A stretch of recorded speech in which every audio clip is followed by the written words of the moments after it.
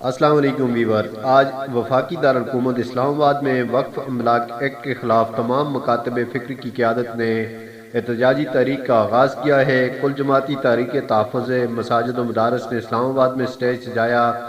مظاہرے میں ہزاروں افراد کی شرکت ہوئی۔ اسلام آباد میں ہزاروں افراد کا یادگار، تاریخ ساز اور عظیم الشان مظاہرہ ہوا۔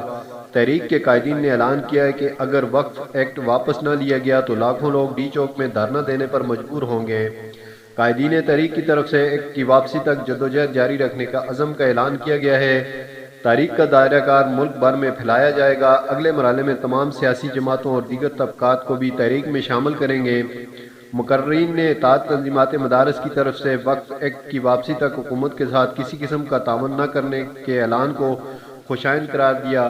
انہوں نے کہا کہ وقف ایکٹ صرف مدارس و مساجد پر ہی نہیں بلکہ تمام دینی، تعلیمی، رفاہی سرگرمیوں پر بھی قدغن لگانے کی طرف پیش رفت ہے، جو کسی صورت قابل قبول نہیں۔ تفصیلات کے مطابق تمام مکاتب فکر کی جماعتوں، شخصیات اور اداروں کے ذمہ داران پر مشتمل تحریک تحفظ مساجد و مدارس نے وقف املاک ایکٹ 2020 کے خلاف احتجاجی تحریک کا اسلام آباد سے آغاز کیا ہے اور اپنی نوعیت کا منفرد، عظیم الشان اور یادگار مظاہرہ کیا، جس میں ہزاروں کی تعداد میں لوگ شریک ہوئے، جن میں بڑی تعداد اسلام آباد کی مساجد کے اماء و خطباء اور دینی اداروں کے ذمہ داران شامل تھے۔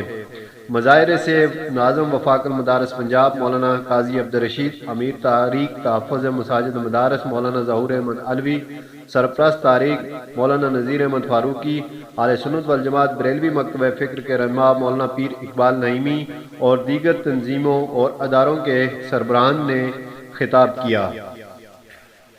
مقررین کا کہنا تھا کہ اگر وقف ایکٹ کو واپس نہ لیا گیا تو لاکھوں لوگ ڈی چوک میں دھرنا دینے پر مجبور ہوں گے۔